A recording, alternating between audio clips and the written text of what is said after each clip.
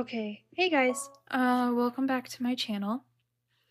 Today I actually want to talk about my biggest school struggle, but I also know a lot of people in the disability community struggle with this. Um Mine was actually asking for help in front of other people. So, I'm going to be real. One of the biggest struggles in school wasn't the work itself. It was the pressure. It wasn't even the pressure. It was me being scared to ask for help. Like, I would sit there confused because I couldn't see the board. Because in certain classes, I would be in the back. But I worked that out where I left class early. But I didn't understand the material sometimes, so it would be harder for me to understand. Um, and it was very overwhelming.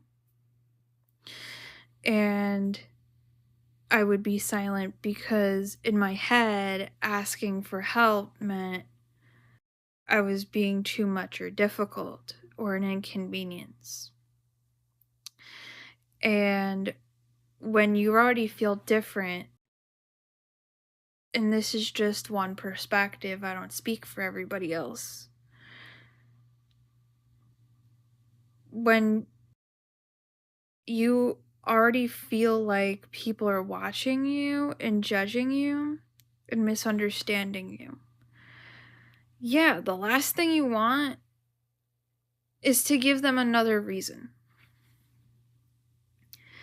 The hard parts, I'm not going to sugarcoat.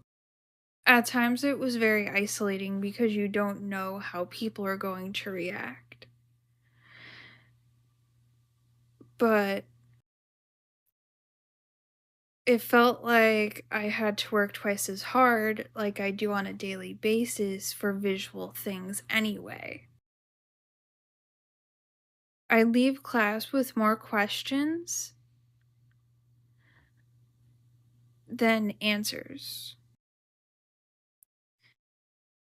Worst part, I convinced myself that struggling quietly was somehow strong. And I'm not gonna lie, it really wasn't.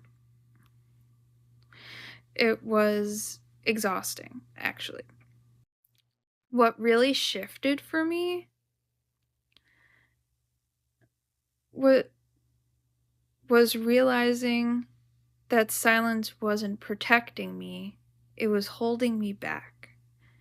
And I'm sure a lot of people in this situation understand that. And asking for help wasn't weakness, it was a strategy. That is self awareness. That's knowing what you need and refusing to settle for less. So, one of my examples is I would talk to my teachers ahead of time to get them to email me assignments in larger print. And your teachers don't know unless you tell them. Just so we're on the same page. Um, so obviously, I started really small. I asked one question, one clarification, and one hey, I don't get it. Because my brain processes differently. And yeah, it felt uncomfortable at first, but it also felt like a breath of air.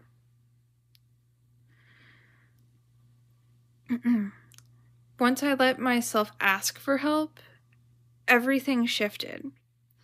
I understood things faster, or as fast as I could be processing information. I felt less alone. I actually started advocating for myself instead of shrinking. And honestly, people were willing to help than I expected. Not everyone, but enough. And that was enough to change everything. And what I learned from this was that you don't have to struggle in silence to prove anything. People can't support you if they don't know what you need. Being easy isn't more important than being supported. Your voice matters even when it shakes and you're very nervous. Because I know when I was in high school in 14, I didn't know how to do that. But eventually you learn how. Survival isn't about doing everything alone, it's about doing what works. So my strategies for my own self was bringing a magnifier and bringing a foldable slant board to my classes. So my advice to all of you, if you're where I was, start small. Seriously. You don't have to suddenly become the most outspoken person in the room. Just take it one step, ask one question, send one email, and speak up once. That's it.